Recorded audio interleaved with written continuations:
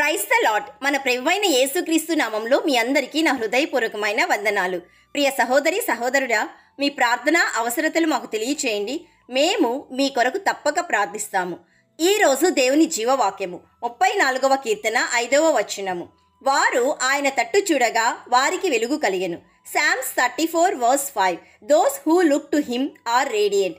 ప్రియ సహోదరి సహోదరుడా, ఈరోజు నీవు ఆయన తట్టు చూడగా నీకు వెలుగు కలుగుతుంది, సంతోషంగా ఉంటుంది, నీవు ప్రకాశిస్తావు అని యేసయ్య నీకు వాగ్దానం ఇస్తున్నాడు. ప్రియ దేవుని బిడ్డ, నీ భయములో, నీ శ్రమలో, నీ టెన్షన్స్లో, నీ నిస్సహాయ స్థితిలో, నీ కన్నీరులో నీవు యేసయ్య తట్టు చూడగా నీకు వెలుగు కలుగుతుంది, సంతోషం ఉంటుంది. కష్టాలు ఎన్ని ఉన్నా సరే, కొలిమిలో వేసినా సరే, నా దేవుడు నన్ను సువర్ణముగా బయటికి తీసుకువస్తాడు అన్న విశ్వాసంతో ఉండు. ఎందుకంటే యెహోవా యందు భయభక్తులు గలవారి చుట్టూ ఆయన దూత కావలి ఉండి వారిని రక్షించును. అంతేకాదు, ఆయనను ఆశ్రయించు వారికి ఏ మేలు కొదువై ఉండదు.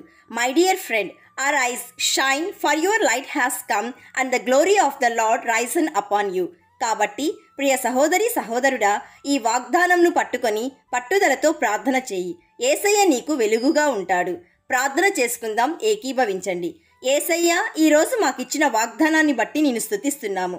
తండ్రి, పాపపు చీకటి నుండి మమ్ములను కాపాడుమని వేడుకొనిచున్నాము. ఈరోజు జీవవాక్యం వింటున్న ప్రతి ఒక్కరి మీద, వారి కుటుంబాల మీద, ఉద్యోగాల మీద, వ్యాపారాల మీద, వారి చేతి పనుల మీద, పరిచర్య మీద నీ వెలుగును ప్రకాశింపచేయుమని నీతి సూర్యుడైన యేసయ్య నామంలో అడుగుచున్నాము తండ్రి. ఆమెన్. God bless you.